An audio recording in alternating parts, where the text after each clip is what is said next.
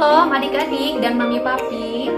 Sebelum mengikuti ibadah online ini, yuk kita simak bersama-sama panduan berikut ini.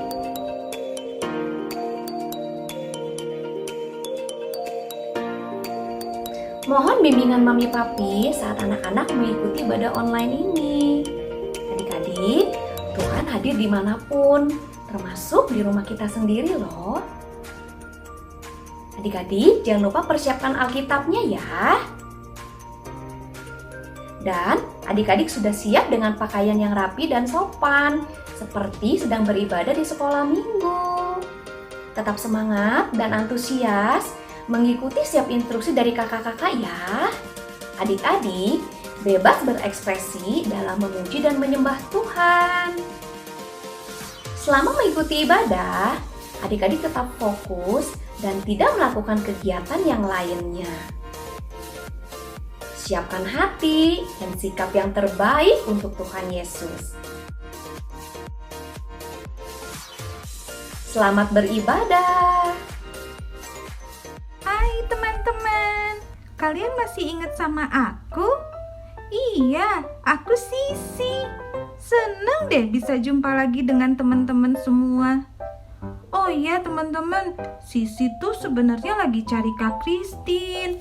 Soalnya Sisi mau minta tolong sama Kak Kristin, pengen diajarin nulis. Sisi pengen deh bisa nulis I love you Jesus. Tapi Kak Kristinnya di mana ya? Kak Kristin, Kak Kristin, where are you? I'm coming, Sisi. Tapi kenapa Sisi manggil-manggil kakak? Aku mau minta tolong dong, ajarin aku nulis. Sisi mau nulis apa? I love you. I love you too.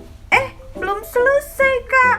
Maksudnya I love you Jesus. Oh, tapi kenapa Sisi mau nulis itu? Soalnya Tuhan Yesus sangat mengasihi kita semua.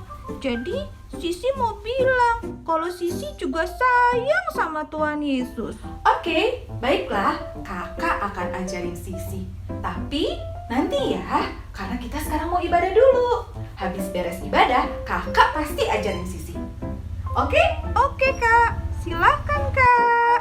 Hai adik-adik, shalom. Senang sekali kakak bertemu kembali dengan adik-adik. Adik-adik, tadi Sisi bilang dia mau belajar nulis I love you Jesus. Kita sekarang mau bilang, ucapkan sama-sama ya, I love you Jesus. Ikutin gerakan kakak ya, kakak contohin dulu. I love Jesus.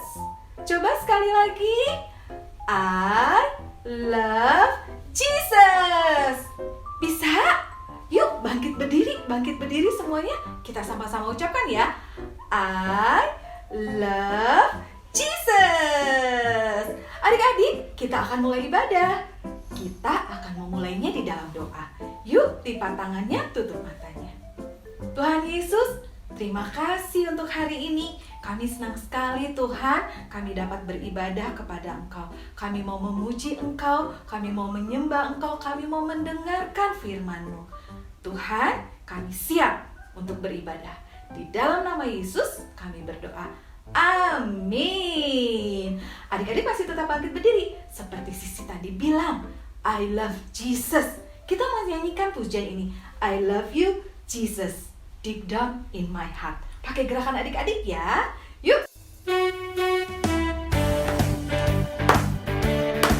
Siap ya, kita mulai ya. I love you Jesus.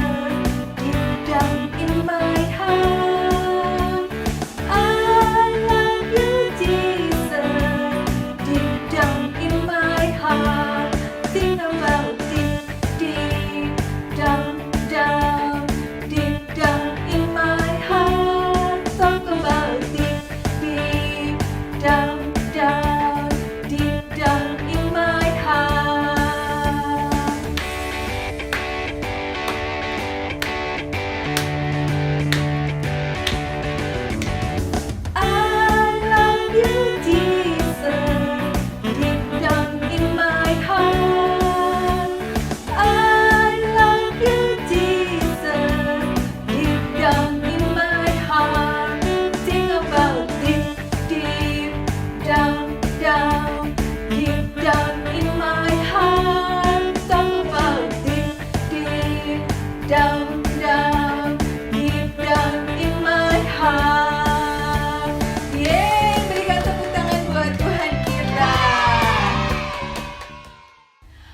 Adik-adik, di minggu kemarin kita mendengarkan firman Tuhan, bagaimana Tuhan Yesus mati di kayu salib dan Dia bangkit pada hari yang ketiga.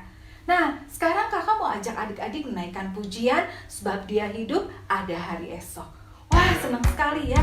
Yesus mati di kayu salib untuk kita semua, menyelamatkan kita semua. Yuk, naikkan pujian ini.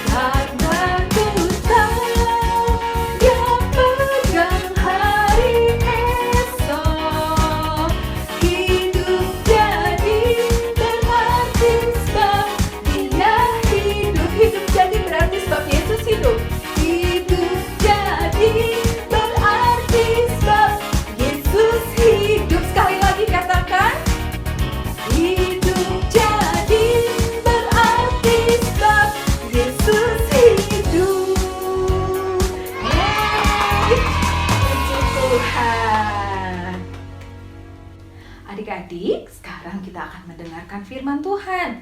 Kita mau belajar mengerti tentang isi hati Tuhan melalui firman-Nya. Yuk kita siapkan hati kita naikkan pujian ini bersama-sama. Bapakku datang kepadamu, ucap syukur atas kebaikanmu. Sekarang ku buka telingaku, ku mau dengar suaramu, biar ku mengenalmu lebih dalam, lebih dekat. Bapa, ajarku mengerti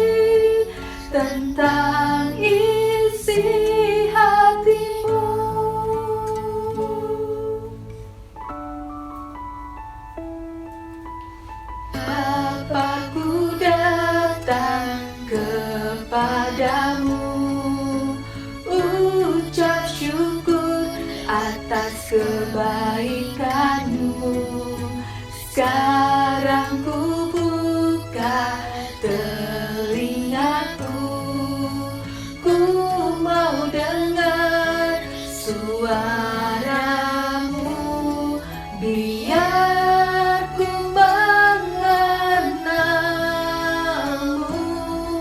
lebih dalam, lebih dekat.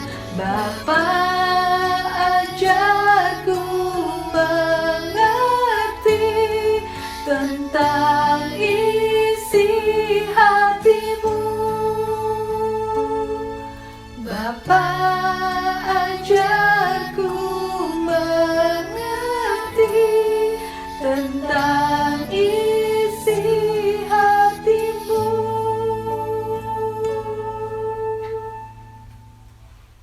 Benar Tuhan, ajar kami mengerti tentang isi hatimu. Kami siap Tuhan untuk mendengarkan firman-Mu.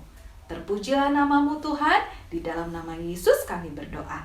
Amin.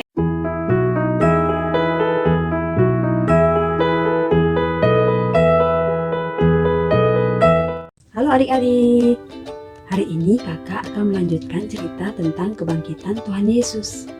Tapi sebelumnya kakak mau ajak adik-adik bermain.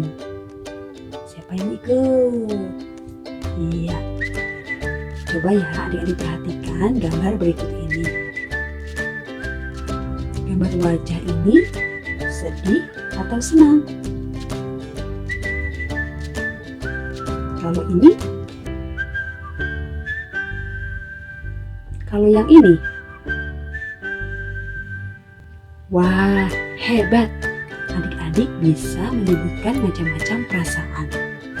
Adik-adik masih ingat kan cerita minggu lalu tentang Tuhan Yesus bangkit dari kematian dan menampakkan diri kepada Maria Magdalena.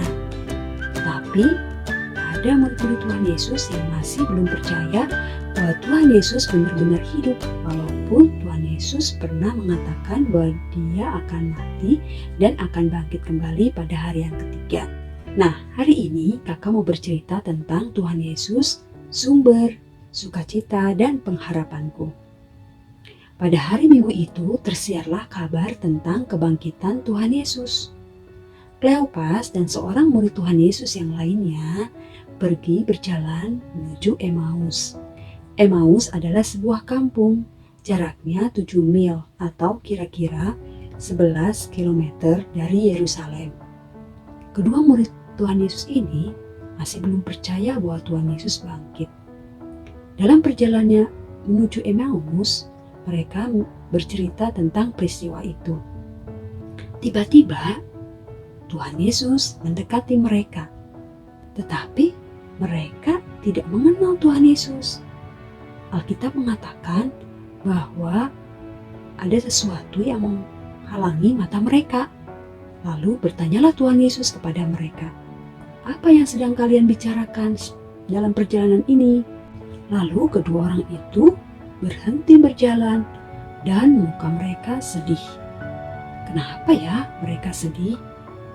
Karena di kota Yerusalem tersiar berita tentang jenazah Tuhan Yesus yang hilang dari kubur, dan menurut mereka semua orang sudah mengetahui peristiwa itu. Lalu Kleopas bertanya kepada Tuhan Yesus, "Adakah engkau orang asing yang tidak tahu peristiwa itu?" Kemudian mereka menceritakan peristiwa itu kepada Tuhan Yesus. Dalam ceritanya, mereka mengharapkan bahwa Tuhan Yesus menjadi pemimpin dan membebaskan bangsa Israel dari pemerintahan Roma. Tetapi Tuhan Yesus malah mati di kayu salib, dikuburkan, dan pada hari ketiga kuburnya kosong. Dan tidak ada yang tahu di mana Tuhan Yesus berada. Setelah Tuhan Yesus mendengar peristiwa itu, Tuhan Yesus menegur mereka, "Mengapa kamu tidak percaya?"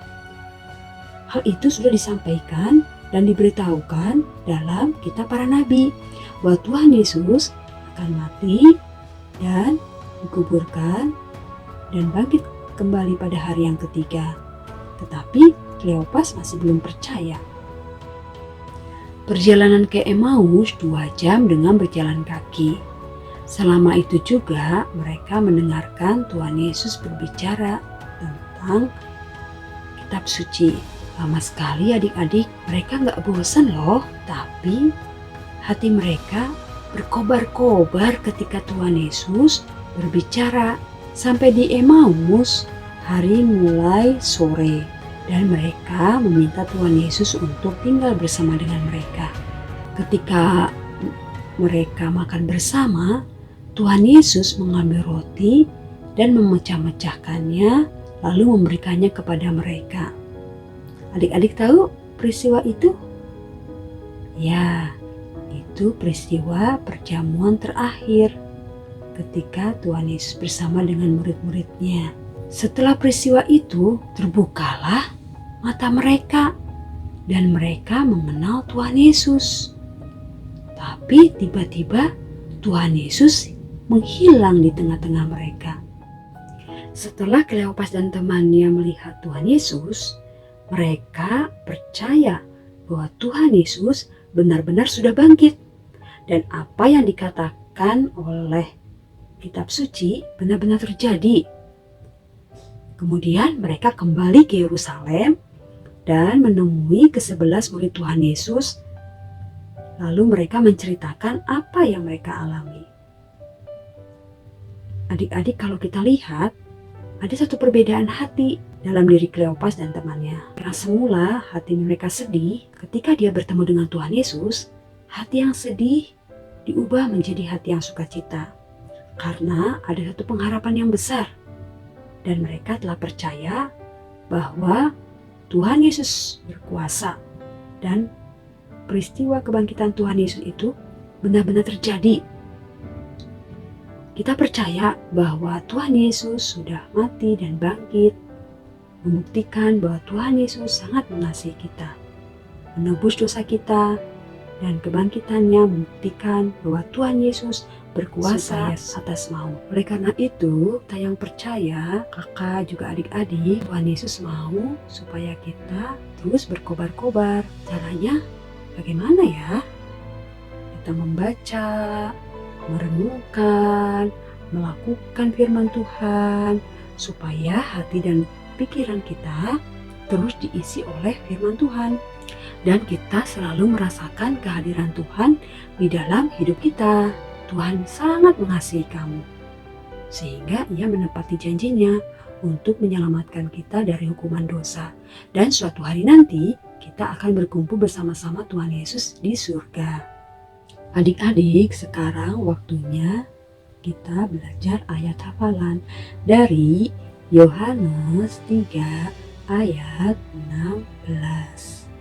Karena begitu besar kasih Allah akan dunia ini sehingga Ia mengaruniakan anaknya yang tunggal, supaya setiap orang yang percaya kepadanya tidak binasa, melainkan beroleh hidup yang kekal. Adik-adik, kata dunia itu artinya manusia, termasuk kamu dan kakak. Dan kasih Tuhan Yesus begitu besar, sehingga Ia mau mengorbankan nyawanya. Dan kalau kamu percaya kepada Tuhan Yesus, kamu akan beroleh hidup yang kekal di surga. Nah, sekarang kita ganti kata dunia ini dan setiap orang dengan nama kita masing-masing. Yuk kita mulai. Yohanes 3 ayat 16. Karena begitu besar kasih Allah akan Susan, sehingga Ia mengaruniakan anaknya yang tunggal, supaya Susan yang percaya kepadanya tidak binasa, melainkan beroleh hidup yang kekal. Adik-adik, kasih Tuhan itu begitu besar. Kasih-Nya dibuktikan dengan kedatangannya dan pengorbanannya. Tuhan Yesus tidak mati selamanya, tapi Dia bangkit pada hari yang ketiga.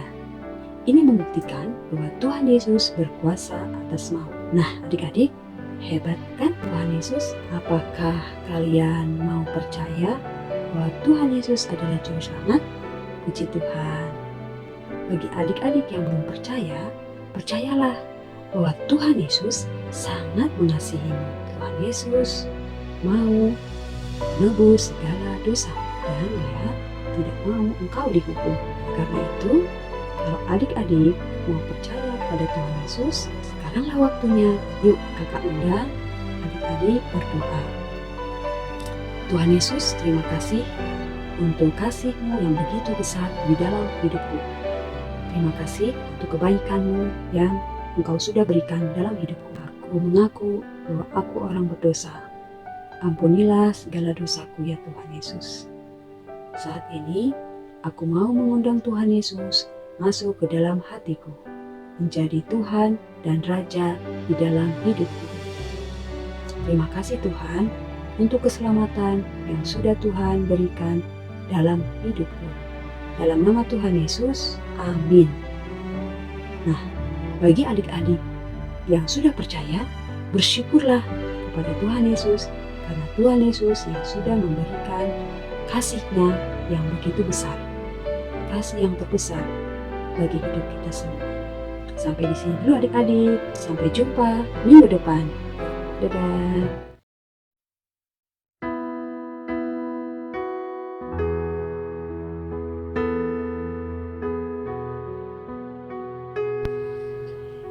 Selamat pagi Tuhan Yesus. Alvaro tulis surat ini untuk engkau. Alvaro tahu kalau Alvaro berdoa secara langsung, Tuhan pasti dengar. Kali ini doa Alvaro ditulis dalam bentuk surat supaya Alvaro bisa baca dan ingat-ingat lagi. Tuhan Yesus, Alvaro sangat kagum dengan kuasa-Mu yang besar. Tuhan telah bangkit dari kematian. Alvaro semakin mengerti kasih-Mu yang terbesar dari semua kasih yang ada.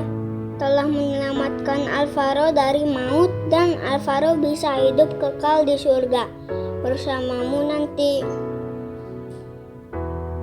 Di dalam Yesus ada sukacita, harapan, kesembuhan, dan kedamaian. Ajar Alvaro Tuhan supaya hidup Alvaro bisa menyenangkan hati Tuhan.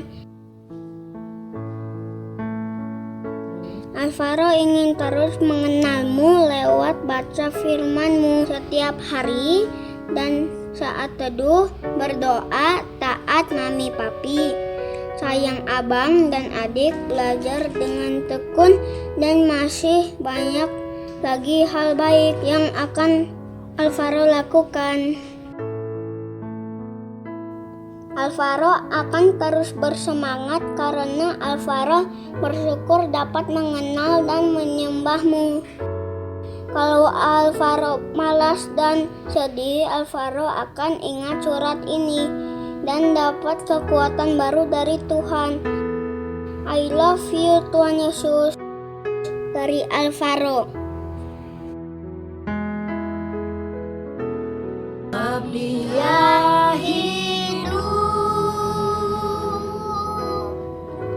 ada hari esok, sebab Dia hidup. Ku tak gentar, karena ku tahu Dia pegang hari esok. Hidup jadi berarti sebab Dia hidup.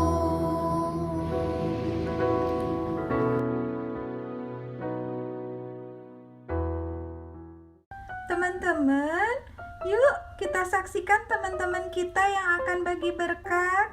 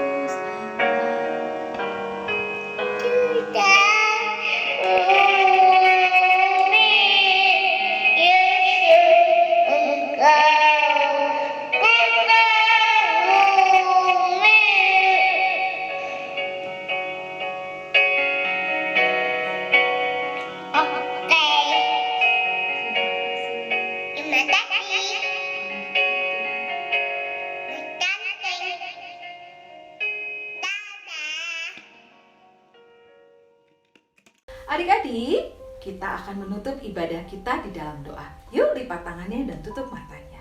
Tuhan Yesus, terima kasih untuk ibadah kami hari ini. Terima kasih untuk firman Tuhan. Tuhan, Engkau selalu ada menyertai kami. Terima kasih Tuhan, lewat kematian-Mu, lewat kebangkitan-Mu, kami memiliki keselamatan. Terima kasih Tuhan, kami mengucap syukur kepadamu. Tuhan, Engkau yang memberkati setiap adik-adik, Engkau yang memberkati setiap para orang tua. Berikan damai sejahtera, sukacita kepada mereka Tuhan. Terpujilah nama-Mu Tuhan, di dalam nama Yesus kami berdoa. Sama-sama kita katakan, amin. Sampai di sini dulu perjumpaan kita adik-adik. Tuhan Yesus memberkati. Kakak pamit ya, soalnya mau ngajar Sisi belajar menulis. Bye.